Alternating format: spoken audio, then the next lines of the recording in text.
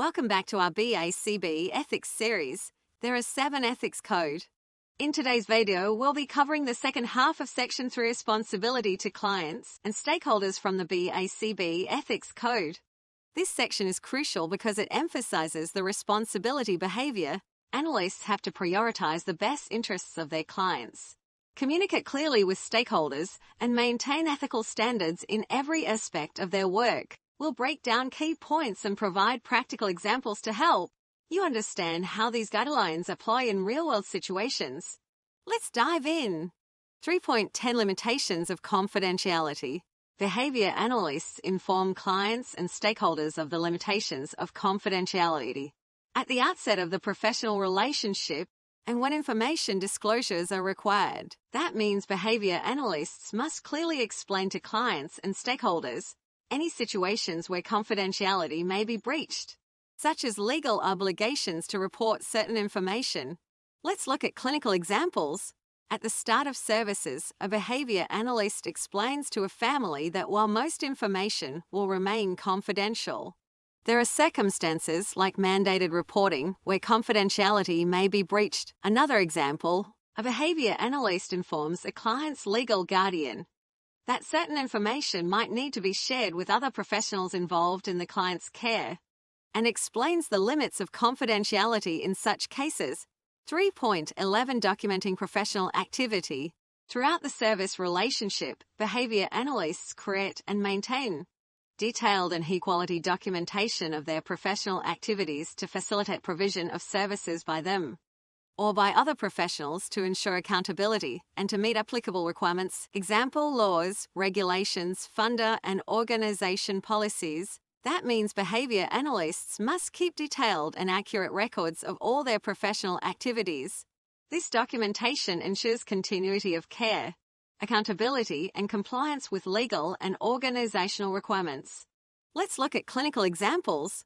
A behavior analyst meticulously documents all sessions, treatment plans, and communications with stakeholders, ensuring that if another professional needs to take over, they have a clear understanding of the client's history. Another example, when a funding agency requests documentation, the behavior analyst has complete and accurate records ready to submit, demonstrating compliance with all relevant policies. 3.12 Advocating for appropriate services. Behavior analysts advocate for and educate clients and stakeholders about evidence-based assessment and behavior change intervention procedures. They also advocate for the appropriate amount and level of behavioral service provision and oversight required to meet defined client goals. That means behavior analysts must promote the use of evidence-based practices and ensure that clients receive the appropriate amount of service to meet their needs. Let's look at clinical examples. A behavior analyst explains to a client's parents why certain evidence-based intervention is recommended over a popular but unproven method they heard about from a friend. Another example, a behavior analyst advocates for additional therapy hours for a client when they believe the current amount is insufficient to meet the client's behavioral goals. 3.13 Referrals. Behavior analysts make referrals based on the needs of the client and/or relevant stakeholders and include multiple providers when available. They disclose to the client and relevant stakeholders any relationships they have with potential providers and any fees or incentives they may receive for the referrals. That means behavior analysts must refer clients to other providers when it's in the client's best interest. They should disclose any relationships or incentives they have with these providers. Let's look at clinical examples. A behavior analyst refers a client to a specialized therapist who can address needs outside of their own expertise and informs the client that they have previously collaborated with this therapist. Another example, when referring a client to a new service provider, the behavior analyst discloses that they will receive a referral fee, ensuring transparency in their professional relationship. 3.14 Facilitating continuity of services. Behavior analysts act in the best interests of the client to avoid interruption or disruption of services. They make appropriate and timely efforts to facilitate the continuation of behavioral services in the event of planned interruptions. Example, relocation, temporary leave of absence and unplanned interruptions. Example, illness, funding disruption, parent request, emergencies. That means behavior analysts must ensure that their clients' services are not interrupted. If interruptions are unavoidable, they should plan ahead to minimize their impact. Let's look at clinical examples. A behavior analyst is planning a leave of absence and arranges for a qualified colleague to take over their caseload, temporarily ensuring that clients continue to receive services without interruption. Another example, when a client's funding is unexpectedly cut, the behavior analyst works quickly to find alternative solutions to maintain continuity of care, such as transitioning the client to a lower-cost service or helping the family seek additional funding. 3.15 Appropriately discontinuing services. Behavior analysts include the circumstances for discontinuing services in their service agreement.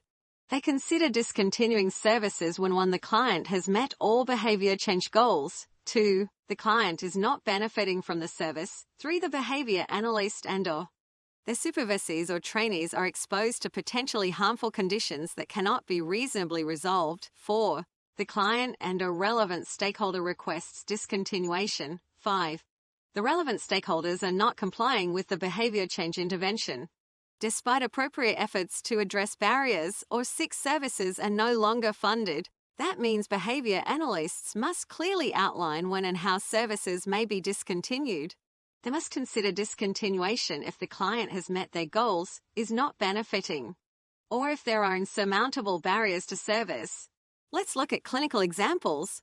A behavior analyst decides to discontinue services for a client who has consistently met all their behavior change goals, ensuring a smooth transition with a plan for maintaining progress. Another example, a client's family repeatedly fails to implement key components of the behavior change plan despite multiple consultations. The behavior analyst considers discontinuing services and discusses the situation with the family, documenting the decision-making process. 3.16 Appropriately transitioning services. Behavior analysts include in their service agreement the circumstances for transitioning the client to another behavior analyst within or outside of their organization. They make appropriate efforts to effectively manage transitions, provide a written plan that includes target dates, transition activities, and responsible parties, and review the plan throughout the transition. That means behavior analysts must plan for and manage transitions carefully, ensuring that clients experience minimal disruption when moving to a new provider or service. Let's look at clinical examples. A behavior analyst is relocating to a new state and begins the process of transitioning their clients to another provider.